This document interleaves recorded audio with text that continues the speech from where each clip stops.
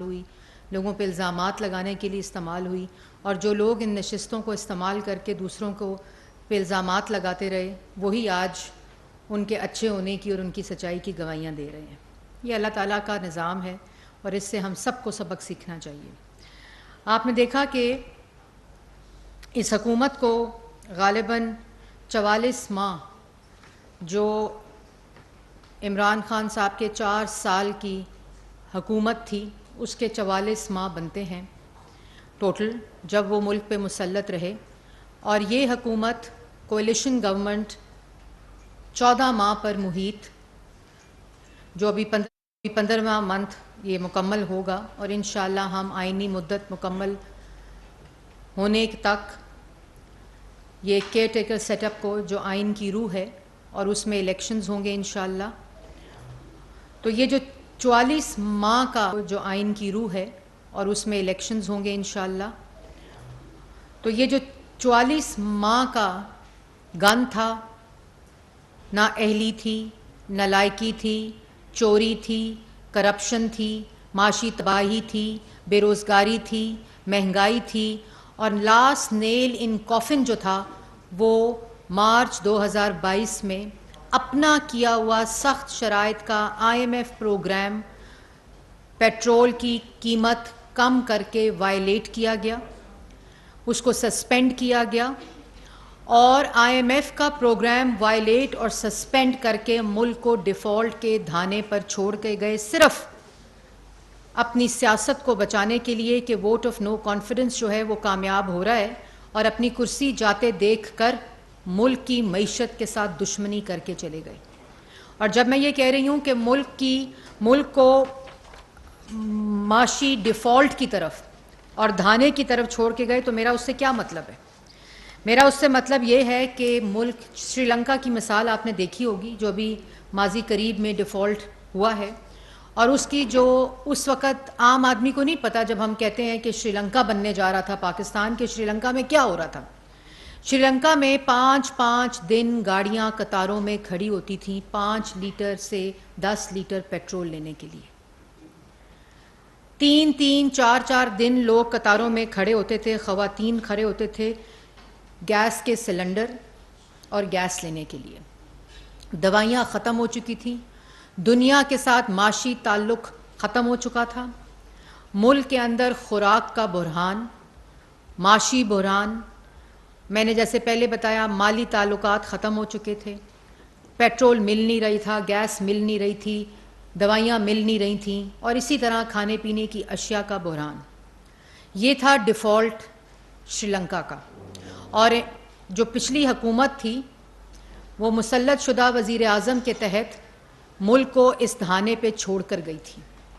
Petrol की price सिर्फ इसलिए कम की, अपना IMF का प्रोग्राम था, पता था कि इसके बाद मुल्क के साथ क्या होगा, और अपने सियासी मुखालफीन को जो आइनी तरीके से मुल्क की तारीख में पहली दफ़ा हुकूमत में आए वोट ऑफ नो कॉन्फिडेंस के ज़रिए, उनके साथ दुश्मनी में अवाम दुश्मनी करके चले गए। और जिस वक़्त हमें ये मुल्क मिला तो मुल्क के अंदर मईशत तबाह, रोज़गार तबाह, 4 साल की नालायकी ना अहली के वजह से महंगाई अरूजों पर, मुल्क के अंदर ना ईंधन लेने के पैसे और ना कारखाने चल रहे थे। मुल्क की माशी सूरत हाल मैंने आपको पहले बता दी। और जिस वक़्त ये मुल्क हमें जिस वक़्त दिया तो डिफ़ॉल्ट हो रहा था, लेकिन जब हमने इनको मुल्क 2018 में दिया था तो 6.2% की तरक्की करता नवाज शरीफ का पाकिस्तान, जो सस्ता तरीन मुल्क था, तरक्की याफ्ता करता मुल्क था, मुल्क के अंदर रोज़गार था, मुल्क के अंदर CPEC था, मुल्क के अंदर दहशतगर्दी ख़त्म हो गई थी, 14,000 मेगावाट बिजली बनाकर, जो ये नालायक कहते थे कि इतनी ज़्यादा बिजली बना दी है जिसकी डिमांड ही नहीं थी, ये गुफ्तगू होती थी। तो 2018 में जो पाकिस्तान इनको देकर गए थे, उसका 44 महीने 4 साल उसके हर शोबे को तबाह किया। और जिस वक़्त आज हमारे 14 माह मुकम्मल होने जा रहे हैं, उसकी चंद बातें उस दिन प्राइम मिनिस्टर ने अपने कौम से खिताब में भी की थी कि मुख्तसर तरीन मुद्दत और तारीखी मुश्किलात। डिफ़ॉल्ट करता पाकिस्तान, चीनी, और अगर यही इससे आगे मैं बढ़ूं तो ये 14 माह जो हमें मिले उसके साथ इसका तकाबली जायज़ा लिया जाए तो मुल्क का ये हाल था कि चीनी ख़त्म, चीनी महंगी, आटा ख़त्म, आटा महंगा, गैस ख़त्म, गैस महंगी, बिजली ख़त्म, बिजली महंगी, कि ना अशिया मिलती थी। आपको याद होगा अंगूठे के ऊपर ख़वातीन शनाख्ती कार्ड दिखाकर अंगूठे पे लाइन लगाकर 1 किलो चीनी रमज़ान में ख़रीदती थी। चीनी माफिया मुसल्लत, पेट्रोल माफिया मुसल्लत, फर्नेस ऑयल माफिया मुसल्लत, गैस माफिया मुसल्लत। तारीखी मौका था गैस खरीदने का कोविड में, जब $3 पर LNG मिल रही थी। उस वक़्त क्योंकि फर्नेस ऑयल माफिया मुसल्लत था तो वो LNG नहीं खरीदी।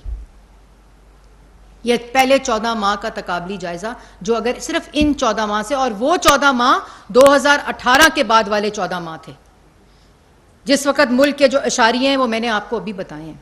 ये 14 माह के इशारिये बिल्कुल मुख्तलिफ थे। महंगाई अरूजों पर, IMF का प्रोग्राम वायलेटेड, सस्पेंडेड, मुल्क के अंदर CPEC बंद, मुल्क की खारजा पॉलिसी तबाह, कोई दोस्त राजी नहीं, सब गैर मुल्की दोस्तों को, अपने हमारे भाई ममालिक को, सबको नाराज किया हुआ था। और इसके साथ साथ इन 14 माह में मौजूदा हुकूमत ने सबसे पहले मुल्क को डिफॉल्ट होने से बचाया। वायलेटेड प्रोग्राम, सस्पेंडेड प्रोग्राम, मुल्क की क्रेडिबिलिटी सिफर पे, क्योंकि IMF का प्रोग्राम अगर इस मुल्क की तारीख ने किसी ने लेकर मुकम्मल किया है तो वो 2016 में नवाज शरीफ ने किया था। अपना ही IMF प्रोग्राम साइन करके रिवर्स करना क्रिमिनल होता है, और ये आम आदमी को बात समझनी पड़ेगी कि इस IMF के प्रोग्राम को वायलेट करके, सस्पेंड करके, इसको रिवर्स करके अपनी ही शराइत को फौरन एक महंगाई का तूफान बरपा हुआ। आपने पेट्रोल तो सस्ता कर दिया अपनी सियासत को बचाने के लिए, लेकिन उस IMF के सस्पेंडेड प्रोग्राम ने, वायलेटेड प्रोग्राम ने मुल्क के अंदर हर चीज महंगी कर दी। डॉलर और पाकिस्तानी रुपये की पैरिटी, उसके बाद मुल्क के अंदर तमाम अशिया, ये पूरा पैरेलल काम चलता रहा। हमने ना सिर्फ डिफॉल्ट से बचाया, इंतशार को और तखरीब को और नफरत को तामीर में, माशी इस्तेहकाम में और इत्तेहाद में बदला। खारजा पॉलिसी 14 माह में वो तमाम दोस्त ममालिक जो नाराज थे, जो खारजा पॉलिसी तबाह शुदा थी, उसको शहबाज शरीफ साहब ने उसकी बहाली की। दोस्त ममालिक के पास जा जाकर एतमाद बहाल किया, और उसके डायरेक्ट असरात जो हैं वो अभी IMF का जो स्टैंड बाय अग्रीमेंट हुआ है आप लोगों को नजर आ रहे होंगे। फिर जो सेंट्रल एशिया के साथ नवाज शरीफ साहब ने जिस खारजा पॉलिसी की बुनियाद रखी थी, उसकी 4 साल उसका कोई वाली वारस नहीं था। उस सारे को दोबारा से रिवाइव किया और उस सारे को दोबारा से रिवाइवल की तरफ वो लेके गया। तो अभी हमने उन ज़ख्मों पे मरहम रखी है।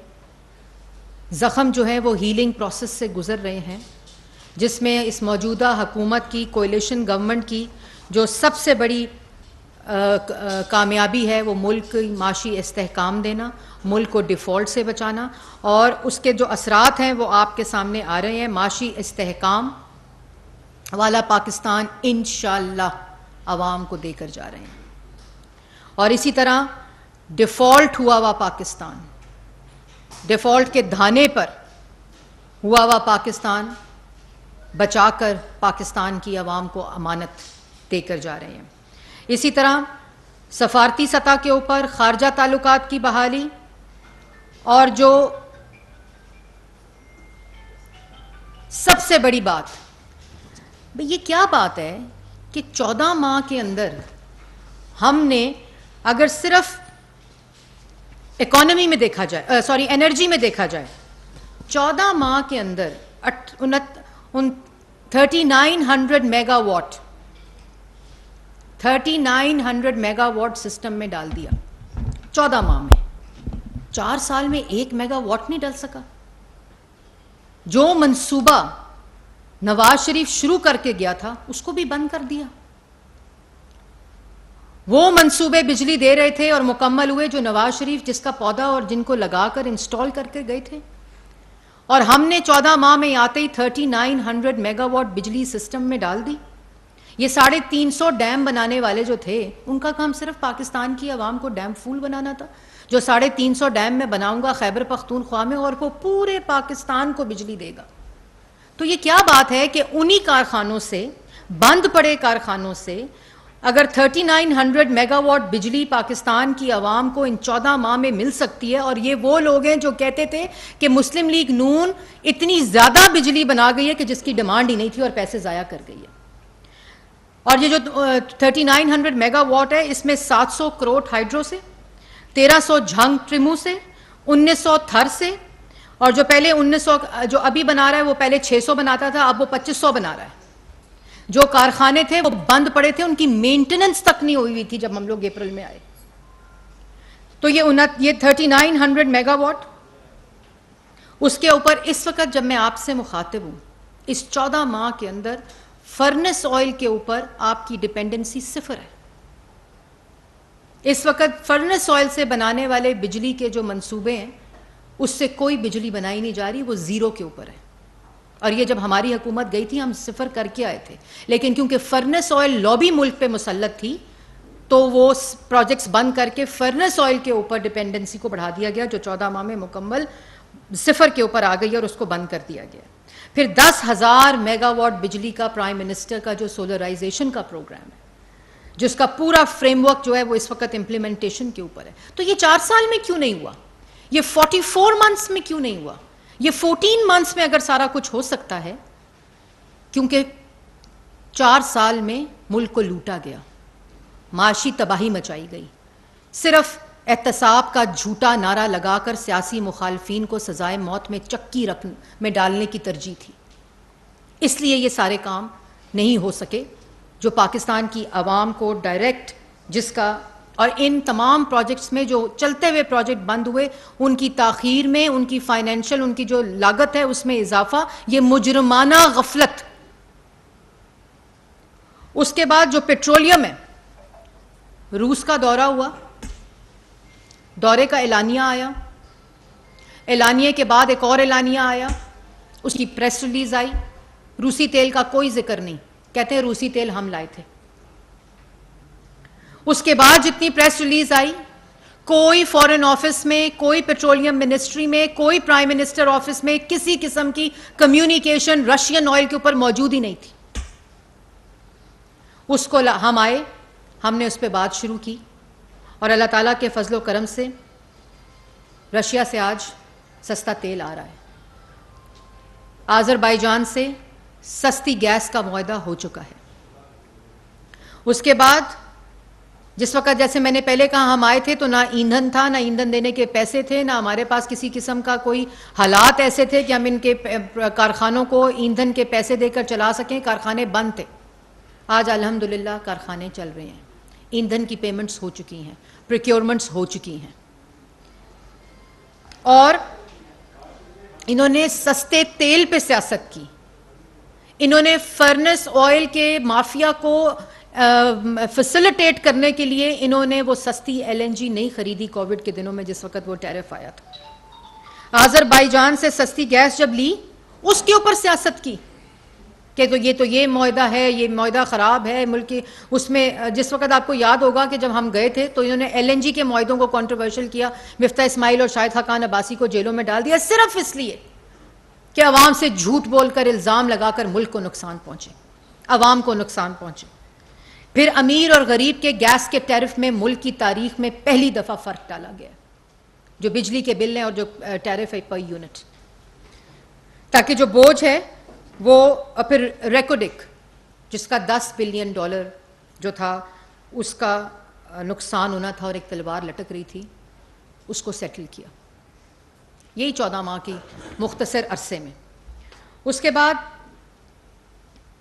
आपने देखा सैलाब आया, सैलाब के अंदर वफाक में शहबाज शरीफ की हुकूमत थी, सिंध में पीपल्स पार्टी की हुकूमत थी, पंजाब में पीटीआई की हुकूमत थी, खैबर पख्तूनख्वा में पीटीआई की हुकूमत थी, बलूचिस्तान में हुकूमत, एजेके में हुकूमत, जीबी में हुकूमत। वफाक ने, वज़ीर आज़म शहबाज शरीफ ने 100 अरब रुपया दिया वफाक ने कि जाओ सूबों में खर्च करो, जहाँ जो फ्लड स्ट्रिकन विक्टिम्स हैं उनके ऊपर खर्च किया जाए। वो कहते हैं ना कि मुझे क्या है। ये कोविड के दिनों में कोविड की मीटिंग से उठकर चला जाता था, जिसमें सिंध का सीएम बैठता था, जिसमें ऑपोजिशन लीडर शहबाज शरीफ साहब बैठते थे।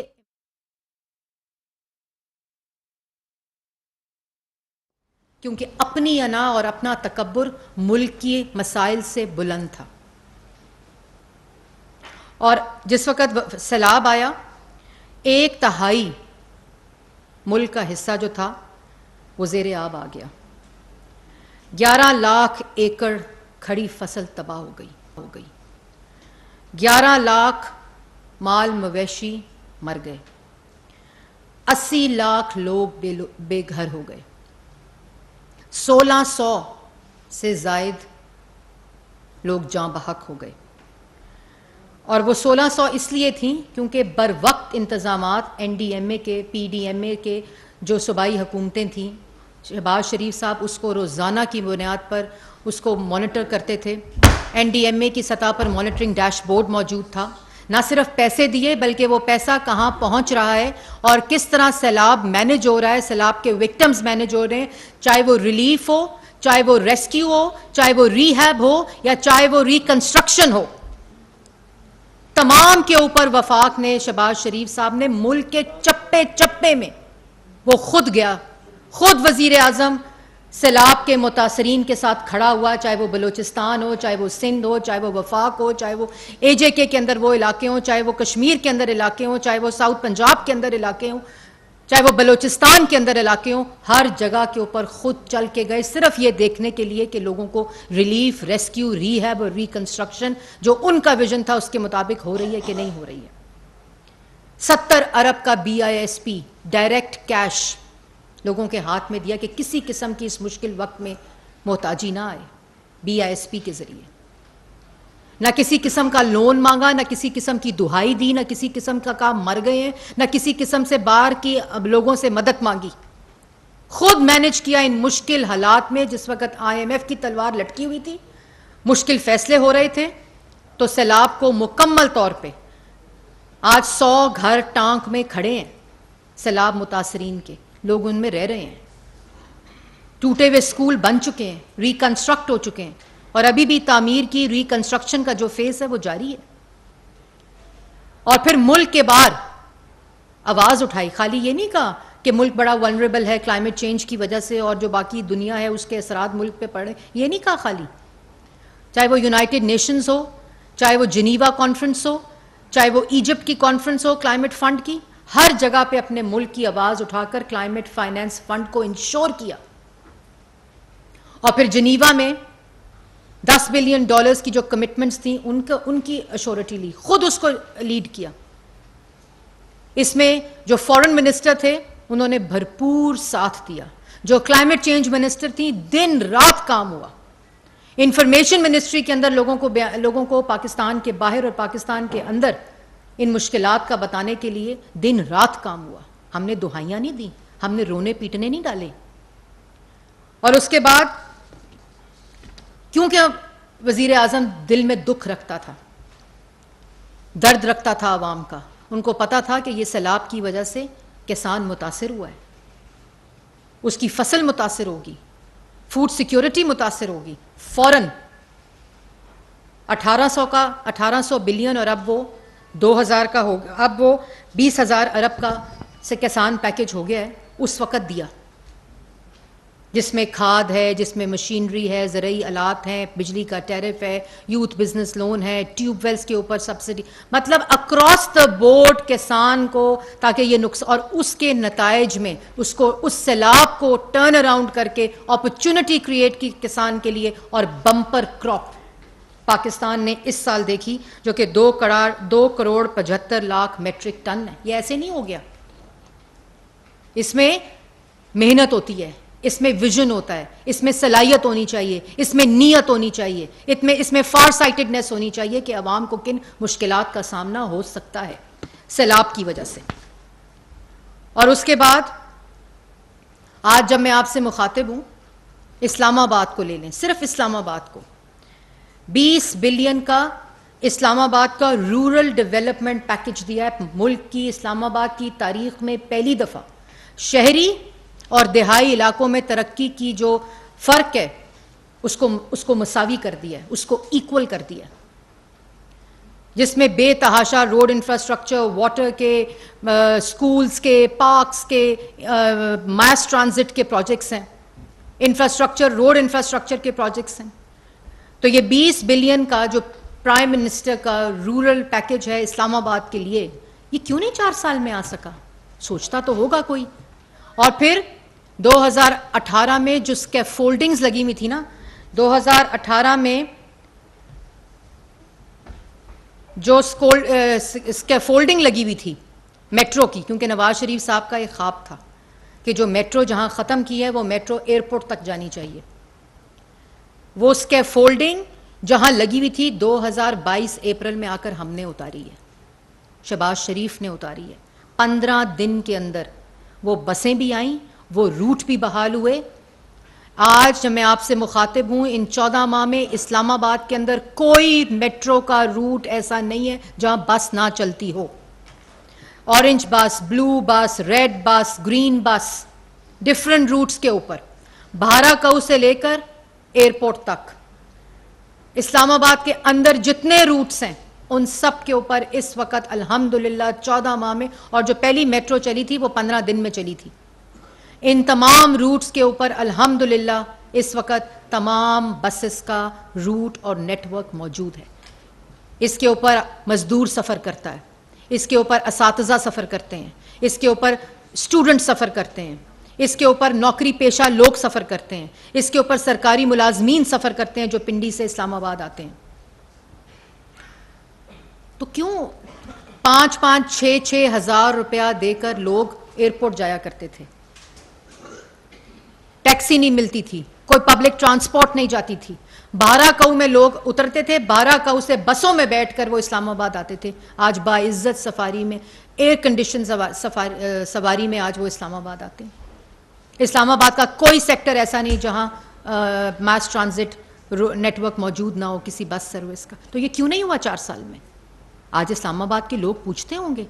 मतलब ये जो रावल चौक का फ्लाईओवर है, मौसूफ क्योंकि हेलीकॉप्टर में आते थे ना पीएम हाउस बनी गाला से, तो इस चौक का उनको क्या पता कि रावल डैम चौक जो है, रावल चौक, कितनी उसके ऊपर ट्रैफिक की ब्लॉकेड होती थी, कितनी उस वक्त लोगों को मुश्किलात होती थी जो लोग नौकरियों के लिए, पढ़ने के लिए सफ़र करते थे। आज वो 14 माह में रावल चौक फ्लाईओवर शहबाज शरीफ ही आके क्यों मुकम्मल करता है? उसके बाद मार्गला एवेन्यू, उसके बाद इंटरचेंज जो 7th एवेन्यू का है, उसके बाद जो कैप्टन कर्नल शेर खान एवेन्यू रोड है वो मुकम्मल करके उसकी इनॉग्रेशन। और ये वो हैं जो मुकम्मल हो चुके हैं।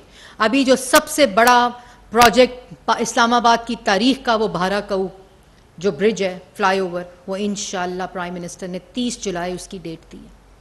उससे मरी के लोग, जो पूरे उस रीजन के लोग हैं, जो भाराकऊ पे आकर एक मुश्किल तरीन वो सफ़र होता था, वो आज बहाल होगा। लाहौर से लोग जा रहे हैं, कराची से लोग जा रहे हैं, मरी से लोग आ रहे हैं, उनके लिए। तो ये क्यों नहीं हुआ 4 साल के अंदर? ये 14 माह के अंदर अगर हो सकता है, उन तमाम मुश्किलात के बावजूद जो मैंने आपको गिनवाई हैं, तो ये क्यों नहीं हुआ?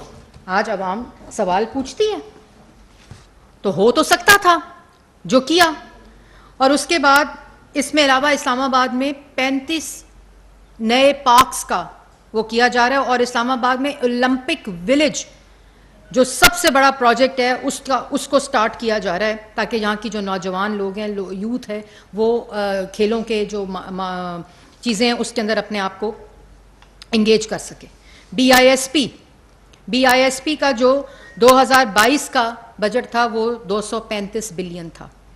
उसको आते ही 2023 में जो बजट दिया उसमें उसको 404 कर दिया बिलियन। और इस वक्त जब मैं आपसे मुखातिब हूँ तो वो 465 बिलियन के ऊपर है।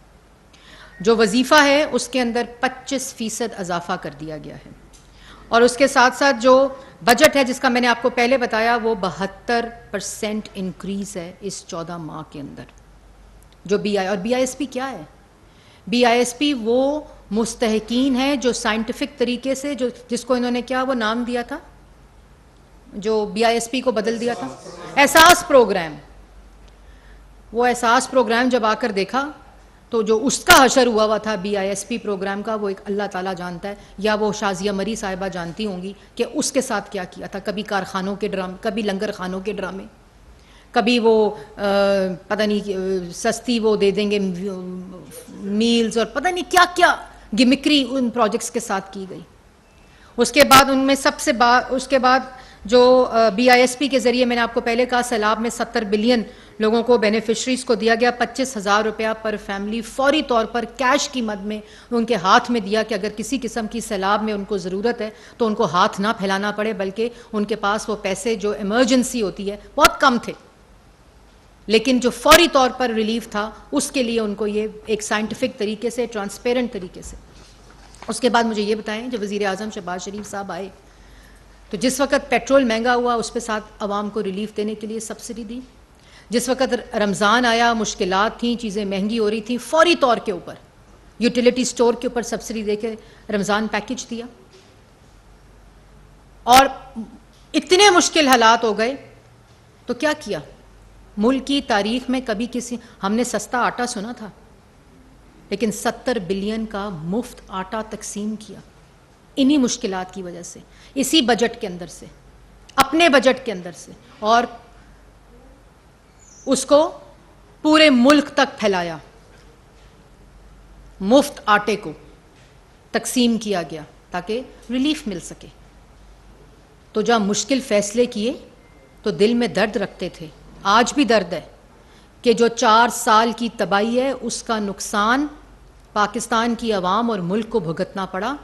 आज भी दिल में दुख है, लेकिन ये ज़रूर इत्मीनान है कि 14 माह में पाकिस्तान की आवाम को रिलीफ भी दिया, मुल्क को डिफ़ॉल्ट होने से भी बचाया, मुल्क की खारजा पॉलिसी भी ठीक की, सैलाब के साथ सैलाब विक्टिम्स को मैनेज किया, अब के साथ पूरे मुल्क के अंदर किसान पैकेज दिया। और इस वक्त प्राइम मिनिस्टर यूथ प्रोग्राम, आपने देखा होगा कि एक और चीज़ बड़ी इंपॉर्टेंट है कि IMF का जो प्रोग्राम आया है वो ऐसे नहीं आ गया कि ये एकदम प्रोग्राम सस्पेंड हुआ और उसके बाद फौरी तौर पर पाकिस्तान की आवाम को प्रोग्राम मिल गया। नहीं, मार्च में जिस वक्त ये प्रोग्राम हुआ उसके बाद पूरी एक जर्नी है, पूरा एक सफ़र है कि उसके बाद अप्रैल में आके उसी प्रोग्राम की बहाली के लिए दोबारा बातचीत शुरू की IMF के साथ, निगोशिएशन स्टार्ट हुई IMF के साथ, और वो जो गैर अदम एतमादी थी उसको दोबारा बहाल किया IMF के साथ, और दूसरे जो खारजा पॉलिसी को बहाल करते हुए अपने दोस्त ममालिक को मुश्किलात के बारे में बताया। पेरिस के अंदर 3 मुलाकातें हुई। अभी 22 जून को पहली मुलाकात IMF के साथ हुई, जहां उनको बताया कि ये आवाम के लिए मुश्किलात हैं, जितना उसमें चीज़ों को ठीक किया है मज़ीद ठीक कर सकते हैं इकोनॉमिक इंटरवेंशंस को। पहली मुलाकात प्राइम मिनिस्टर के बाद साथ हुई, उन 3 दिनों में 3 मुलाकातें प्राइम मिनिस्टर के साथ हुई, और उसके बाद मुख्तलिफ अदवार, न्यूयॉर्क गए तो MD IMF को मिले, इजिप्ट गए तो MD IMF को मिले, जब शर्म अल शेख में जनीवा पे कॉल की कि हमें इतनी लोगों की वो आ चुकी हैं कि इतने पैसे हम देंगे, कमिटमेंट्स आ चुकी हैं, तो IMF प्रोग्राम के साथ बात, तो दोबारा दोस्त ममालिक के साथ गुफ्तगू शुरू की। उसके बाद 29 जुलाई को ये पूरा हफ्ता, आखिरी 10 दिन जून के रहे, उसमें पूरा हफ्ता उनके साथ बातचीत होती रही। यहाँ फाइनेंस मिनिस्टर अपनी इकोनॉमिक टीम के साथ दिन रात काम करते रहे। और उसके बाद जो 29 जुलाई थी उसमें stand by staff level agreement की उन्होंने अनाउंसमेंट की। और उसके बाद आपको याद होगा 30 जून को प्राइम मिनिस्टर ने गवर्नर हाउस में ऐलान किया कि वो स्टैंड बाय एग्रीमेंट जो आया है 9 माह के लिए, उसके ऊपर एग्रीमेंट हो गया है। और उसके बाद उसी के बाद पहला वर्किंग डे 3 जुलाई का था। और 3 जुलाई को जिस तरह पूरे अक्रॉस पाकिस्तान, चाहे वो बिजनेस कम्युनिटी हो, चाहे वो जर्नलिस्ट हों, चाहे वो स्टॉक एक्सचेंज हो, चाहे वो चेंबर्स हों, हर अक्रॉस द बोर्ड उसका खैर मकदम किया गया और 3 जुलाई को जो एक दिन के अंदर सबसे बड़ा जंप था ट्रेडिंग के अंदर, KSE जो 100 इंडेक्स के ऊपर 2446 पॉइंट्स उसके अंदर इजाफा हुआ और इसी अदवार में जो 45,000 पॉइंट्स तक वो पहुंची। तो ये वो कॉन्फिडेंस के इशारिये हैं, इंडिकेटर्स हैं जो पाकिस्तान की मईशत के ऊपर आ रहे हैं, जिनको 4 साल ये तबाह कर गए हैं। और उसके साथ साथ इंशाअल्लाह, जैसे प्राइम मिनिस्टर कहते हैं कि ये IMF का प्रोग्राम लम्हाए फ़ख्रिया नहीं है, ये लम्हाए फ़िक्रिया है। और इसीलिए 2013 में नवाज़ शरीफ साहब जब आए थे, IMF का प्रोग्राम जब 14 में लिया, 16 में उसको कंक्लूड करके IMF को खुदाफिज नवाज़ शरीफ साहब कहकर गए थे, सिर्फ इसलिए कि, और फिर CPEC आया था और CPEC के ज़रिए माशी इस्तेहकाम आया था, रोज़गार आई थी, महंगाई ख़त्म हुई थी। 5 साल मुल्क सस्ता तरीन मुल्क था, दहशत गर्दी ख़त्म हुई, बिजली के मंसूबे लगे, कारखाने चले, मईशत को इस्तेहकाम मिला, रोज़गार देकर गए थे। 14,000 मेगावाट बिजली ऐसे नहीं बन गई थी, वो भी 3 साल में बनी थी, क्योंकि नवाज शरीफ साहब को तो 2014 में धरना आ गया था इन नालायकों, नाअहलो, चोरों का, इंतशार फैलाने वालों का। और इन 14 माह में जहाँ मुल्क के अंदर ये तामीर हो रही थी, उस तरफ वही तकरीब और इंतशार हो रहा था कि IMF का प्रोग्राम आज आने वाला हो तो वज़ीरों से ख़त लिखवा दो IMF को, वो करीब आने वाला हो तो इस्लामाबाद 25 जुलाई को लॉन्ग मार्च ले आओ, IMF करीब आने वाला हो, किसी गैर मुल्की दौरा आने वाला हो तो ज़मान पाक का ऑपरेशन कर दो, मुल्क की मईशत को इस्तेहकाम मिल रहा हो, कॉन्फिडेंस बढ़ रहा हो तो 9 मई का वाक़या कर दो। आज तक वही तखरीब कारी जारी है, आज तक वही इंतशार की जो माइंड सेट है वो जारी है। फिर बेशरम लोग ये कहते हैं कि अगर हम ना साथ देते तो IMF ना आता। मतलब इनसे पूछे कि कोई अल्लाह ताला का डर और खौफ है? IMF के प्रोग्राम को सस्पेंड किया, वायलेट किया, क्रेडिबिलिटी तबाह की मुल्क की। वो कहते हैं कि अगर हम ना साथ देते, और इसलिए IMF हमें मिलने आया था। मैंने पहले भी कहा था IMF तुम्हारे आगे हाथ जोड़ने आया था कि मुल्क की मईशत इस्तेहकाम की तरफ जा रही है, अब इसका पीछा ना करना, अब इसको दोबारा डिफॉल्ट के धाने पर ना छोड़ के जाना। अवाम भी मिन्नतें करती है, बिजनेस कम्युनिटी भी मिन्नतें करती है, कॉर्पोरेट सेक्टर भी मिन्नतें करता है, पाकिस्तान की गरीब अवाम हाथ जोड़ कर तुम्हारे से मिन्नतें करती है कि जो तखरीब कारी, जो इंतशार, जो फसाद, जो नफरत के बीज बोए, जो माशी तबाही के बीज बोए, हमारी जान छोड़ दो।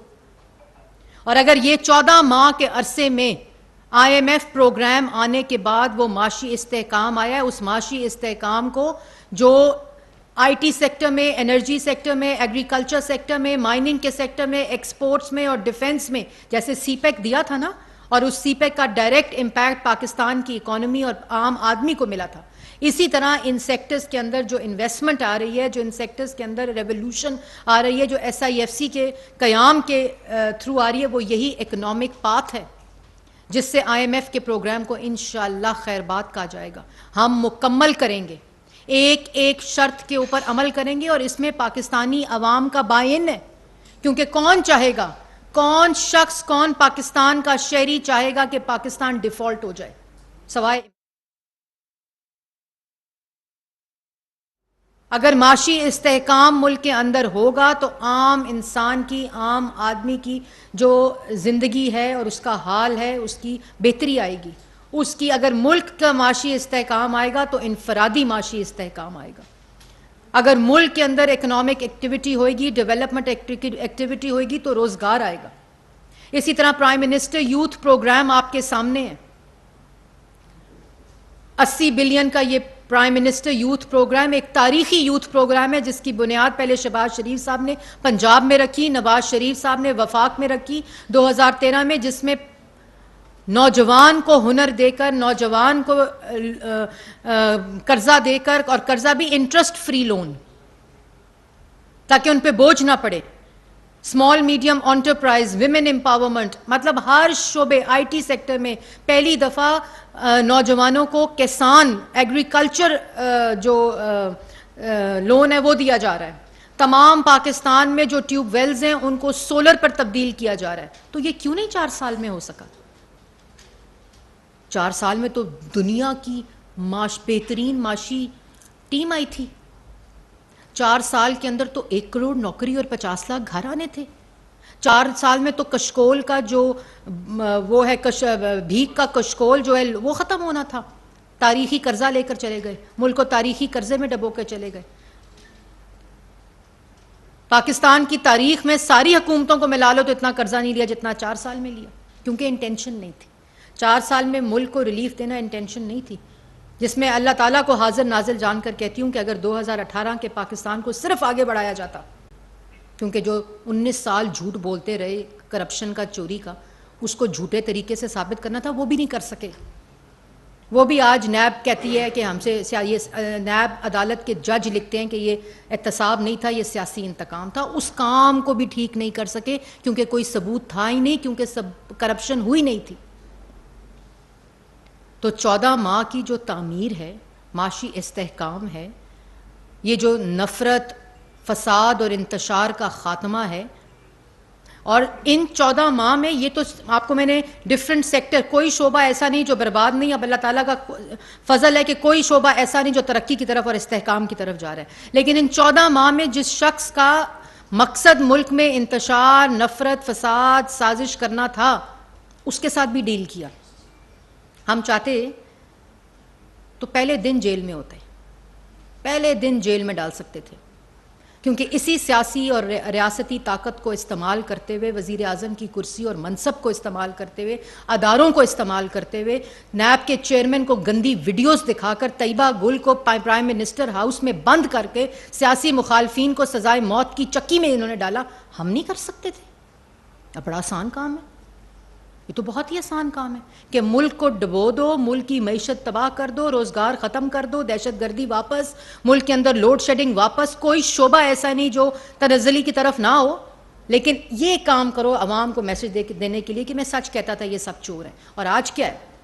आज ना तोशा खाना की घड़ी छोड़ी, ना 190 मिलियन पाउंड छोड़ा, ना फॉरेन फंडिंग छोड़ी।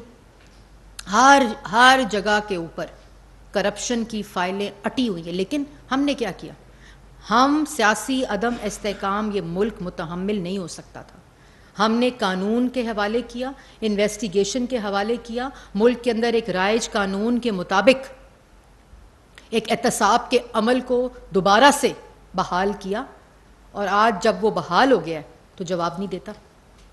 दूसरों को चोर कहने वाला, मईशत तबाह करने वाला, नौजवान का रोज़गार छीनने वाला, लोड शेडिंग वापस लाने वाला, दहशतगर्दी वापस लाने वाला, मुल्क में के अंदर महंगाई करने वाला, मुल्क को डिफ़ॉल्ट करने वाला, आज बाल्टी, डब्बा और कनस्तर डाल के अदालत जाता है। किस मुंह से जाए अवाम में?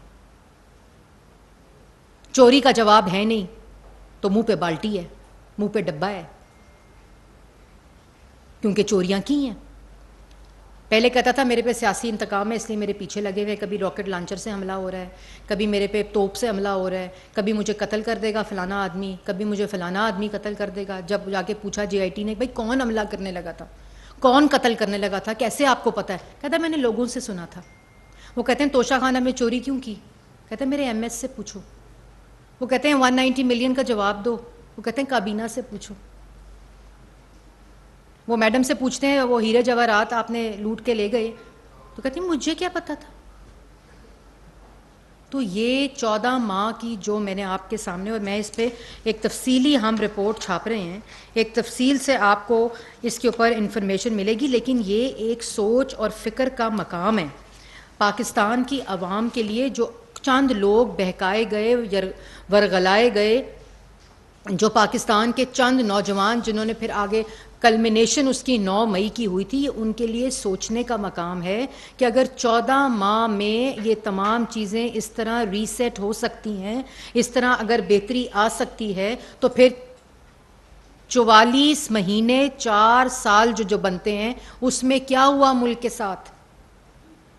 तो तब क्यों नहीं आ सकती थी? अगर आज 3900 मेगावाट बिजली बन सकती है तो 4 साल में क्यों नहीं बनी? अगर इस्लामाबाद के अंदर इंफ्रास्ट्रक्चर हो सकता है, मुल्क के अंदर इंफ्रास्ट्रक्चर प्रोजेक्ट्स बन सकते हैं, मैस ट्रांसिट 14 माह में स्टार्ट हो सकती है इस्लामाबाद के अंदर, तो 4 साल में क्यों नहीं? अगर खारजा पॉलिसी तबाह की 4 साल में इन लोगों ने, 14 माह में वो ठीक हुई, वो बहाल हुई, उसके असरात आज पाकिस्तान के जो दोस्त ममालिक जो हैं वो हेल्प कर रहे हैं, वो नज़र आ रही है। अगर prime minister youth programme 80 billion के यूथ के लिए, चाहे वो लैपटॉप हो, स्कॉलरशिप्स हो, स्मॉल मीडियम एंटरप्राइज हो, बिजनेस लोन हो, एग्रीकल्चर लोन हो, अगर हम ला सकते हैं तो इन्होंने वो कामयाब नौजवान, इनका क्या कारकर्दगी थी, आते ही तमाम प्रोजेक्ट्स को कंट्रोवर्शियल कर दो, फिर उन्हीं प्रोजेक्ट्स को के नाम तब्दील कर दो, फिर जहां तख्तियां लगनी थी उन तख्तियों को तब्दील कर दो और सियासी मुखालफिन को सलाखों के पीछे डाल दो। इनका ख्याल था 4 साल बाद इनसे कोई नहीं पूछेगा, और भाई क्यों कि मुसल्लत हो गए थे, RTS बैठ गया था, तो किया क्या? आज वो वाले भी शर्मिंदा हैं, और जिसका प्रोजेक्ट था वो बाल्टी, डब्बा, कनस्तर और डस्टबिन की नज़र है। मुख्तसर ये बात है, और उसका खमियाजा, उसकी सज़ा पाकिस्तान की अवाम ने भुगती है। जी जवेद हुसैन साहब, दुनिया न्यूज़ से। मैम, जैसा कि अभी 14 माह मुकम्मल हो गए, आपने बता दी, अभी तो थोड़ी शुरू की है, हाँ अभी इंशाल्लाह बताऊंगी हर रोज़। तो निगरान सेटअप के हवाले से भी कोई मुकाबला शुरू करने के लिए बाकायदा तौर पर और तमाम स्टेक होल्डर्स को एतमाद में लिया जा रहा है, इस हवाले से बता दीजिए। और कुछ सियासी हल्के ये पेशगोई कर रहे हैं कि ये टाइम मुनासिब नहीं है कि इलेक्शन करवाए जाए। देखिए, निगरान जो सेटअप है, जो केयर टेकर गवर्नमेंट की आपने बात की, वो केयर टेकर गवर्नमेंट जो है वो प्राइम मिनिस्टर और अपोजिशन लीडर जो है वो डिसाइड करते हैं, केयर टेकर प्राइम मिनिस्टर, और उन्हीं की मुशावरत के साथ इंशाल्लाह केयर टेकर प्राइम मिनिस्टर का और गवर्नमेंट का ऐलान किया जाएगा, आइनी जो तरीक़ाकार है, और उसी के मुताबिक होगा। और इलेक्शन प्राइम मिनिस्टर ऑलरेडी कह चुके हैं कि इंशाल्लाह 90 दिन के अंदर इलेक्शन, क्योंकि हम अपनी जो आइनी ज़िम्मेदारी है उसको पूरा करते हुए केयर टेकर के हवाले ये सेटअप करेंगे, और इंशाल्लाह इलेक्शन के बाद पाकिस्तान की आवाम, पाकिस्तान मुस्लिम लीग नून और वो जमातें जिन्होंने उनकी बेहतरी, उनके मुल्क की बेहतरी, जिसका डायरेक्ट रिलीफ पाकिस्तान की आवाम को होता है, जो तखरीब नहीं बल्कि तामीर में बिलीव करते हैं, जो नफ़रत, फसाद, इंतशार नहीं बल्कि इत्तेहाद और एतमाद में बिलीव करते हैं, मुल्क को इंतशार से इस्तेहकाम की तरफ डालकर आवाम के हवाले कर रहे हैं, और इस इस्तेहकाम से दोबारा इंशाअल्लाह महंगाई में कमी, तरक्की करता मुल्क, जिस तरह 2013 में नवाज शरीफ साहब ने जिस विजन के साथ, जिस तरह काम किया था अपनी टीम के साथ, पाकिस्तान मुस्लिम लीग नून ने नवाज शरीफ साहब की क़यादत में उसी लगन के साथ पाकिस्तान की आवाम से वोट लेकर दोबारा आकर इसी तरह मुल्क को तामीर करेंगे, तरक्की देंगे, नौजवान को रोज़गार, जो प्राइम मिनिस्टर यूथ प्रोग्राम है उसकी बुनियाद रख दी गई है। इसी तरह जो डिफरेंट शोबे मैंने आपको इकॉनमी बताया, एनर्जी बताया, पेट्रोलियम बताया, बिस्क बताया, जो विज़न है उसके मुताबिक जहाँ छोड़ के जाएंगे उसी की अगला फेज़ इंशाअल्लाह स्टार्ट करेंगे।